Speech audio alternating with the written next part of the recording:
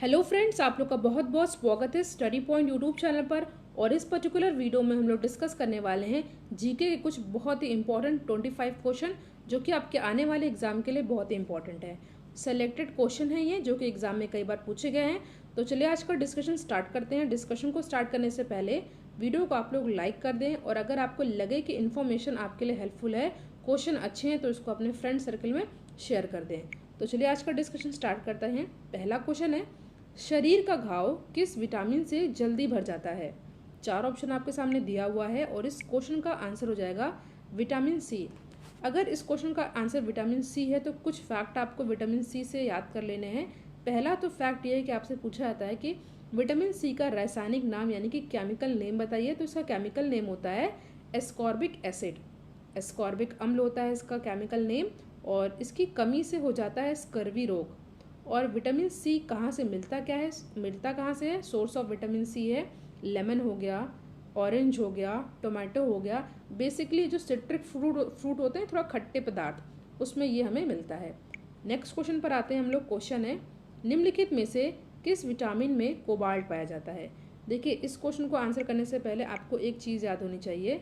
Exam में कई बार पूछा जाता है। देखिए, आपको पता है विटामिन कितने प्रकार के होते हैं? ए बी होता है, सी होता है, डी होता है, ई होता है और के होता है, जिसमें से केवल विटामिन बी ही ऐसा है जिसके कई पार्ट हैं, कई प्रकार के हैं। तो जो विटामिन कौन सा है जिसमें कोबाल्ट पाया जाता है? यह है विटामिन B12। अब B12 है तो कुछ फैक्ट्स आपको याद कर लेने हैं। इसका केमिकल नेम होता है साइनोकोबाल्मिन, ठीक है। और ये इसकी कमी से जॉइंटिस हो जाता है, एनीमिया रोग हो जाता है। और ये हमको मिलता किस में? मीट में और मिल्क में, ठीक है। मीट और दूध में हमको मिलता है विटामिन B12। नेक्स्ट क्वेश्चन पर आते हैं हम लोग। क्वेश्चन है, निम्न में से रक्त दाब का मापक यंत्र कौन सा है?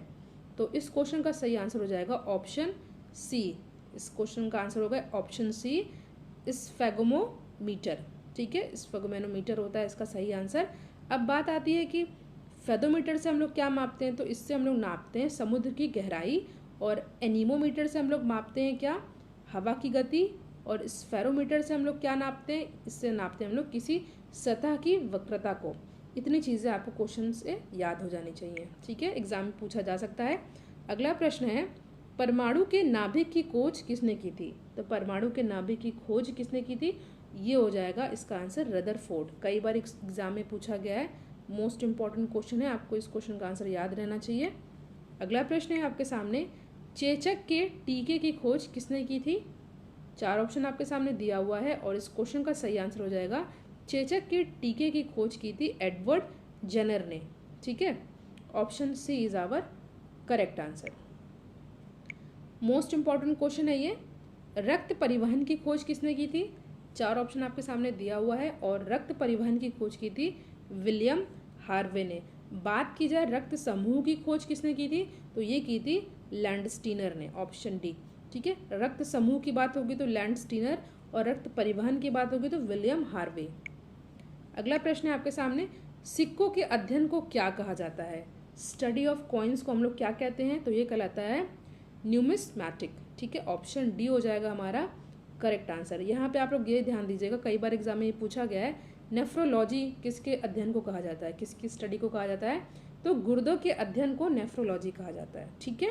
इतनी चीज़ें आपको इस क्वेश्चन से याद हो जानी चाहिए, एग्जाम में पूछा जा सकता है और कई बार पूछा भी गया है।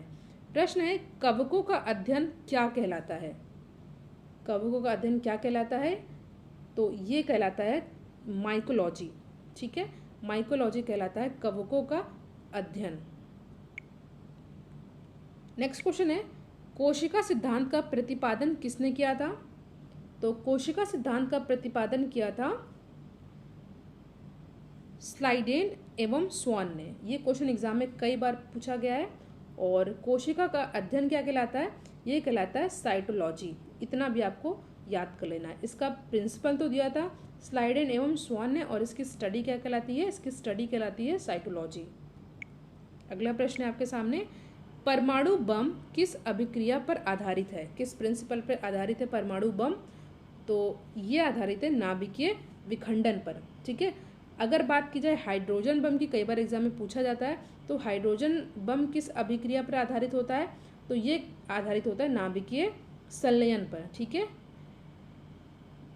न्यूक्लियर फ्यूजन पर होता है परमाणु बम और न्यूक्लियर फिजन पर होता है आपका हाइड्रोजन बम, ठीक है, वाइस वर्सा हो जाता है।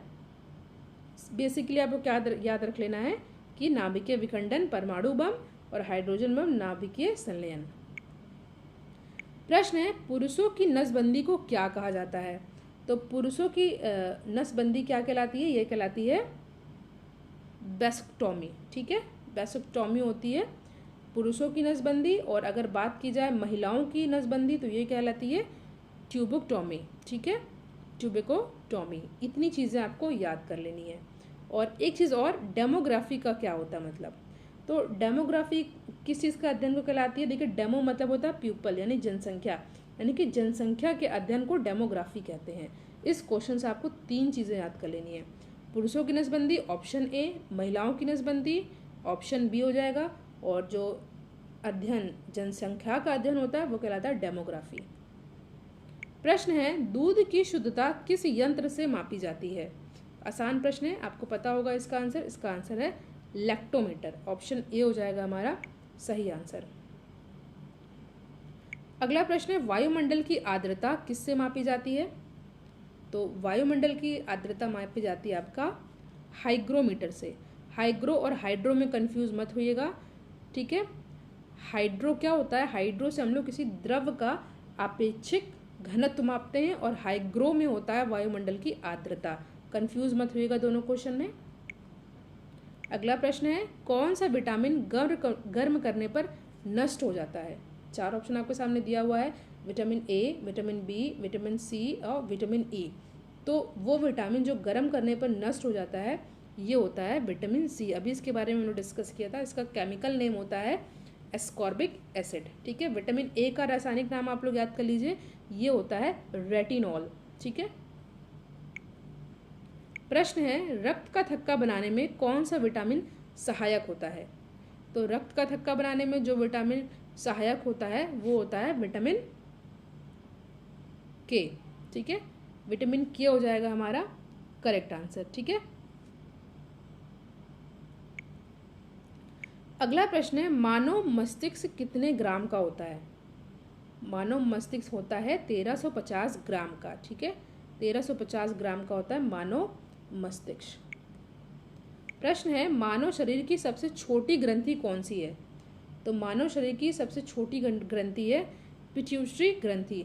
देखिए, इस वीडियो में अभी तक का सबसे इम्पॉर्टेंट क्वेश्चन है क्वेश्चन नंबर 17, क्योंकि ये क्वेश्चन एग्जाम में कई बार पूछा गया है और आगे भी ये पूछा जाएगा। तो इससे रिलेटेड कुछ फैक्ट्स भी आप लोग याद कर लीजिए। मानव शरीर की सबसे छोटी ग्रंथि है पिट्यूटरी ग्रंथि, ठीक है। इसको हम लोग मास्टर ग्रंथि भी कहते हैं, और ये मस्तिष्क में होती है कि इसका जो आकार होता है ये मटर के दाने के समान होता है, ठीक है। इतनी चीज़ें आपको याद रख लेनी है। पिट्यूटरी ग्रंथि, इसको मास्टर ग्रंथि भी कहते हैं, क्योंकि ये सारी चीज़ों को कंट्रोल भी करता है।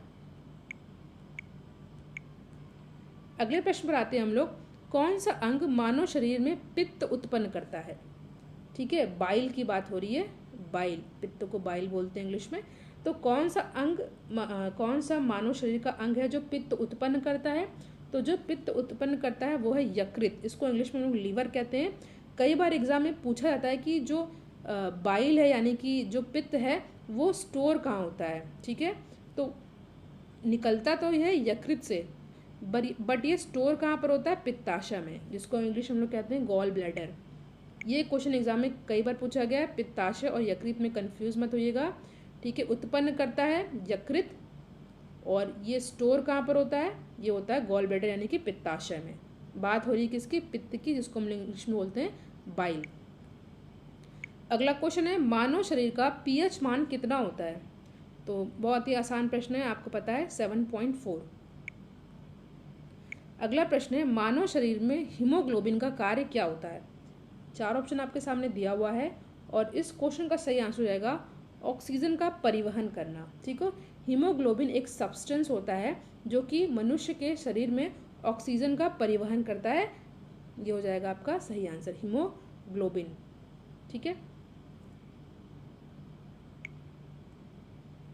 प्रश्न है, ज्योति तीव्रता का मापक क्या है?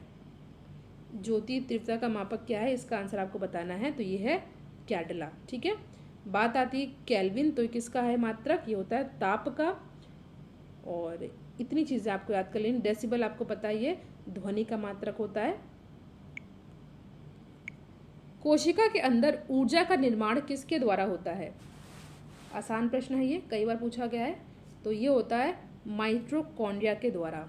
ठीक है, कोशिका के अंदर ऊर्जा का निर्माण होता है माइटोकॉन्ड्रिया के द्वारा। That's why option D is our correct answer. अगला प्रश्न है, कोशिका की आत्महत्या की थैली किसे कहा जाता है? सुसाइड बैग किसे कहा जाता है? बात की जाए कोशिका की, तो ये होता है आपका, चार ऑप्शन आपके सामने दिया हुआ है, ये होगा लाइजोसोम। ऑप्शन ए हो जाएगा हमारा correct answer. Most important question है। अगला प्रश्न है, शुद्ध कार्बन का सबसे कठोर भाग कौन सा है? तो आसान प्रश्न है, ये हो जाएगा हीरा, डायमंड। प्रश्न है, शरीर से हृदय की ओर रक्त ले जाने वाली रक्तवाहिनी क्या कहलाती है? अगर हम लोग बात करें बॉडी टू हार्ट, ठीक है, तो ये क्या कहलाती है? ये कहलाती है शिरा। ठीक है, ऑप्शन ए हो जाएगा हमारा करेक्ट आंसर। देखिए एक चीज़ ध्यान दीजिएगा, यहाँ बात हो रही है बॉडी टू हार्ट। ठीक है, तो ये क्या कहलाती है आपको पता है? ये कहलाती है सिरा। अगर ये जस्ट उल्टा हो जाए, यानी कि हार्ट टू बॉडी, ठीक है, तो फिर इसका आंसर क्या हो जाएगा? तो कौन इसमें रक्त ले जाएगा? तो ये हो जाएगा आपका धमनी। ठीक है, तब हो जाएगा आंसर धमनी। ये भी क्वेश्चन कई बार पूछा है, इसलिए मैंने इसको आपको बता दिया। ठीक है, तो हमने कुछ इंपॉर्टेंट 25 क्वेश्चन को डिस्कस किया, जो कि आपके आने वाले एग्जाम के लिए मोस्ट इंपॉर्टेंट है। आप लोग वीडियो को लाइक करें, इसको ज़्यादा से ज़्यादा शेयर करें। Thank you so much for watching. Thank you.